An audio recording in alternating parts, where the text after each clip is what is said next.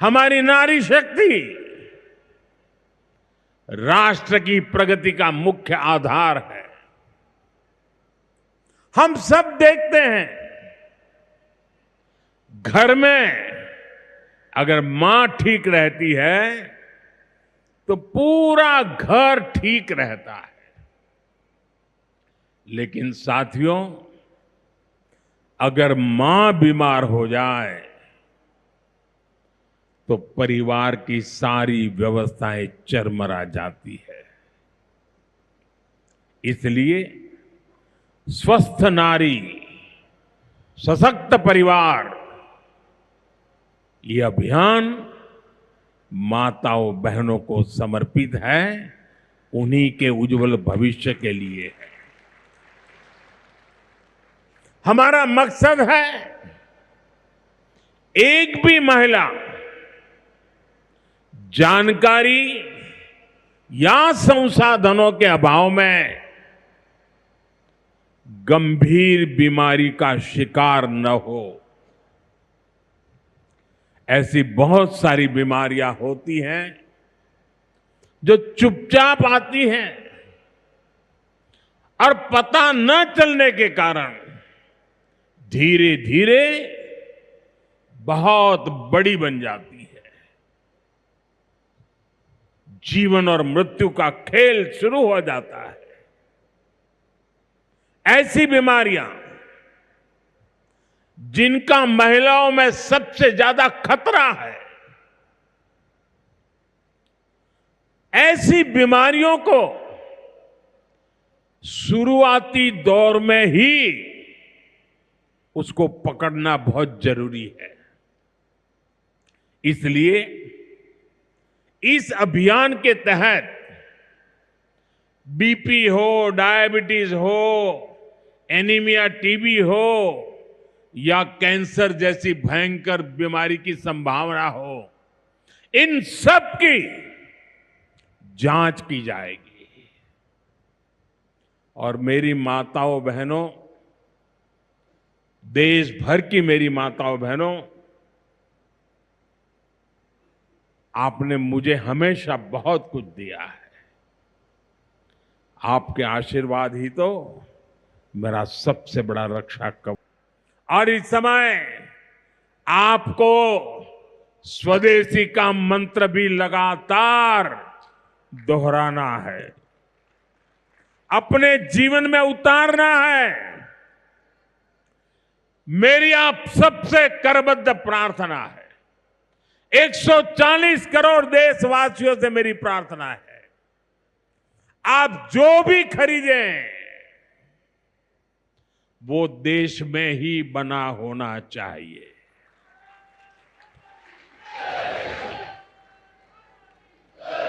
आप जो भी खरीदें उसमें पसीना किसी न किसी हिंदुस्तानी का होना चाहिए।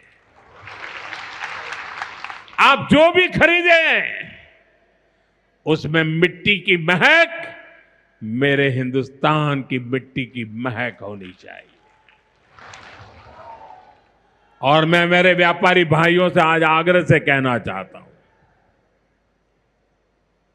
आप भी देश के लिए मेरी मदद कीजिए, देश के लिए मेरा साथ दीजिए। और मैं मदद देश के लिए चाहता हूं आपसे, क्योंकि मुझे 2047 तक विकसित भारत बना के रहना है। और उसका रास्ता आत्मनिर्भर भारत से जाता है। और इसलिए मेरे सारे छोटे मोटे सभी व्यापारी भाई बहन, आप जो भी बेचें वो हमारे देश में बना हुआ ही होना चाहिए। महात्मा गांधी ने स्वदेशी को आजादी का माध्यम बनाया था।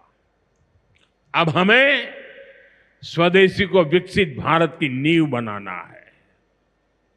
और ये काम कैसे होगा?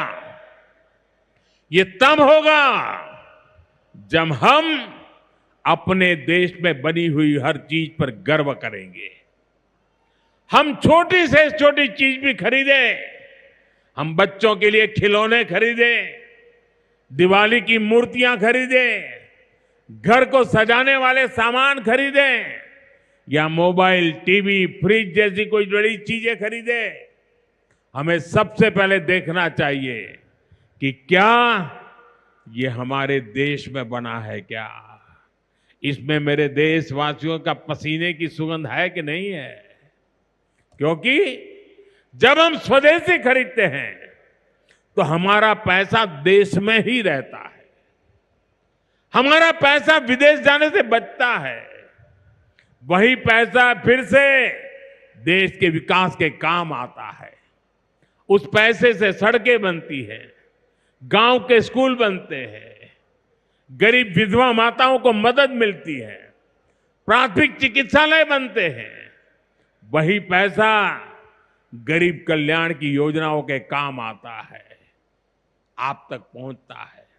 मेरे मध्यम वर्ग के भाई बहनों के जो सपने हैं, मेरे मध्यम वर्गीय नौजवानों के जो सपने हैं, उन सपनों को पूरा करने के लिए तो बहुत धन की जरूरत है, और ये हम इन छोटी छोटी चीजों को करके पूरा कर सकते हैं।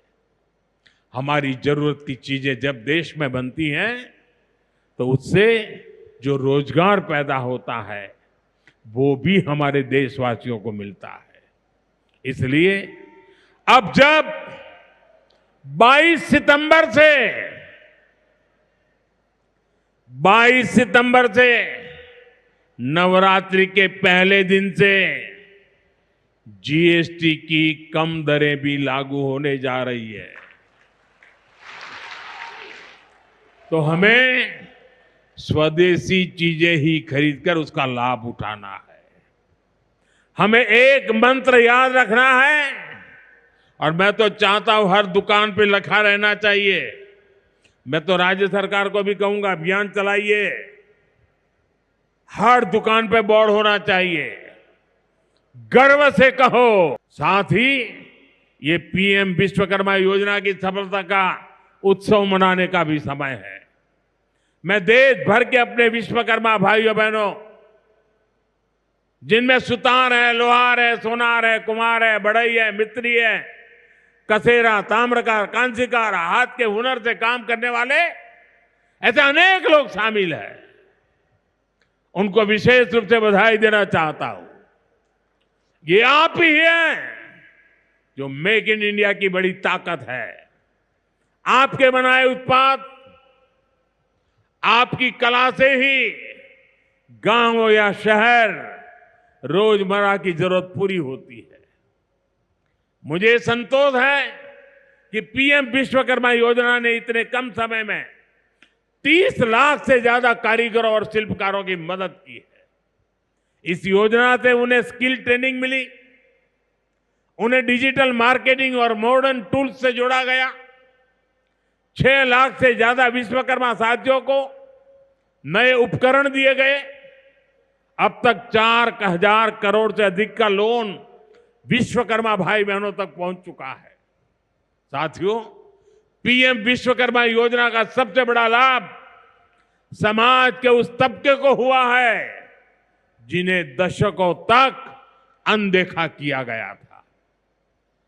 हमारे गरीब विश्वकर्मा भाई बहनों के पास हुनर तो था, लेकिन पिछली सरकारों के पास उनके हुनर को आगे बढ़ाने का कोई प्लान नहीं था, उनका जीवन बेहतर बनाने की कोई योजना नहीं थी।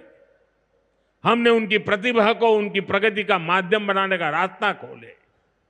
इसलिए ही तो मैं कहता हूं, जो पिछड़ा है वो हमारी प्राथमिकता है। साथियों, हमारा धार श्रद्धेय कुशाभाऊ ठाकरे की जन्मभूमि भी है। उन्होंने राष्ट्र प्रथम की भावना से अपना पूरा जीवन समाज को समर्पित कर दिया था। मैं आज उन्हें अपनी विनम्र श्रद्धांजलि अर्पित करता हूं।